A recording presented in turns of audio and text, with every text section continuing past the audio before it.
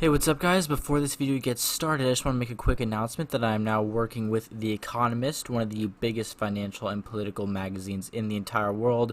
They've been kind enough to let me get you guys an exclusive link to an exclusive offer of $12 for 12 weeks of The Economist magazines. You guys can do this in print, digital, or both. And so if you guys really want to keep up to date with all the latest news and just stay informed, because obviously our political climate is quite hectic right now, I highly encourage you guys to check the link in the description, and you guys should not miss out on this deal. So that being said, let's get right into the video.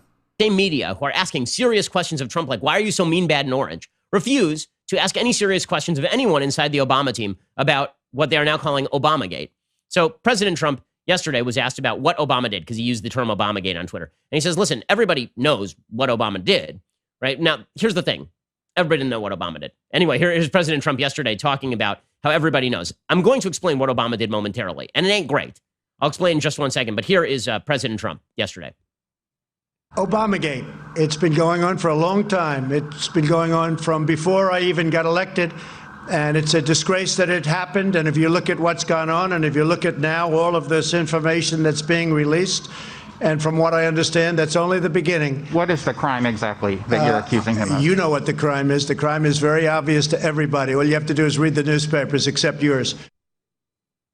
Okay, so the crime is not obvious to everybody, and it's not obvious exactly that Obama committed a crime. Here is what did happen with the Mike Flynn stuff, and the fact that the media have generally been unwilling to cover it is pretty astonishing. Actually, I'm going to give credit where credit is due. One person who actually asked the right question today was George Stephanopoulos. I know, shocks me too. George Stephanopoulos over at ABC News. He had Joe Biden on his program. Do we have this clip? And Joe Biden was specifically asked about whether he was in the loop on all the Mike Flynn stuff. And he says, no, I never knew about any of the Mike Flynn stuff. We know he was in an Oval Office meeting where Barack Obama specifically asked Sally Yates, to her surprise, about how things were going with all the Michael Flynn stuff. So Biden was, in fact, in the loop. Here he was basically pretending he was not in the loop. This is an untrue statement from Joe Biden, and good for Stephanopoulos for asking it. I know nothing about those moves to investigate Michael Flynn, number one. Number two, this is all about diversion. Yeah, you say you didn't know anything about it, but you were reported to be at a January 5th, 2017 meeting where you and the president were briefed on the FBI's plan to question Michael Flynn over those conversations he had with the Russian ambassador Kislyak. Now, I thought you asked me whether or not I had anything to do with him being prosecuted. Okay. I'm sorry. I was aware that they asked for an investigation, but that's all I know about it, and I don't think anything else. Oh, is that all? So you just misheard the question. Okay, well, it seems like it's kind of asking for an investigation when you know more than the DOJ, the head of the acting director of the DOJ, Sally Yates, and that you bring it up in front of Sally Yates and James Comey. So here is the timeline here. This is what Trump is talking about. And serious questions should be asked here, because Barack Obama goes out and he says things like the Trump administration is undermining the rule of law. And then you get this posturing letter from 2,000 DOJ officials, what we call low-level DOJ officials, calling for Bill Barr's resignation. Here's exactly what happened. Here's the timeline. So Flynn, first of all, Obama claimed that Flynn was charged with perjury. He was never charged with perjury. He was charged with lying to the FBI in the course of an investigation, which is a separate and far lesser offense, particularly given the fact that his alleged lie was immaterial to any underlying crime, which is something the FBI basically acknowledges at this point. In fact, as Americans have found out over the past couple of weeks, Flynn wasn't supposed to be the subject of any investigation at all. The FBI had decided to close an investigation into Flynn January 2017, maybe January 4th, 2017, even after the supposedly nefarious calls between Flynn and the Russian ambassador, Sergei Kislyak. In fact, the FBI had the transcripts of the calls. They knew that nothing inappropriate was said on the calls.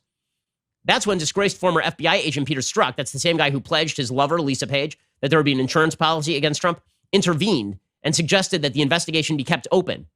The very next day, during an Oval Office meeting, President Obama himself asked the FBI Director James Comey about the Flynn-Kislyak communications, and then Comey upped the ante. He avoided following normal FBI White House protocols in order to interview Flynn. His deputy, Andrew McCabe, avoided informing Flynn of his rights. Still, the FBI agents who conducted the interview said they didn't actually think that Flynn was lying during the interview.